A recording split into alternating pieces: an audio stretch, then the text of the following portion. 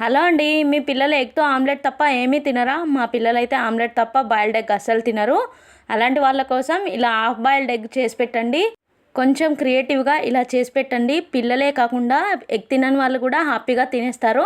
మనం నార్మల్‌గా half boiled egg ఎలా చేసుకుంటామో అలాగే చేసేసుకొని ఇలా కొంచెం కార్టూన్ క్యారెక్టర్ వచ్చేలాగా మిరియాలు, క్యారెట్‌తో ఇలా గార్నిష్ చేసుకొని కొంచెం ఆయిల్ వేసుకొని హాఫ్ బాయిల్ చేసుకోవాలి. పైన కొంచెం సాల్ట్ వేసుకోవాలి. కారం ఇప్పుడే వేసుకోవద్దు. కారం ఇప్పుడే వేసుకుంటే కలర్ చేంజ్ అవుతుంది.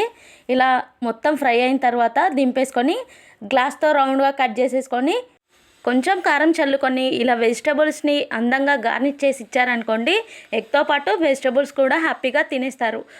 డ్రెస్ అయితే చాలా బాగుంది కదా. ఇంతకీ ఈ డ్రెస్ ఎక్కడ తీసుకున్నానో చెప్పలేదు కదా.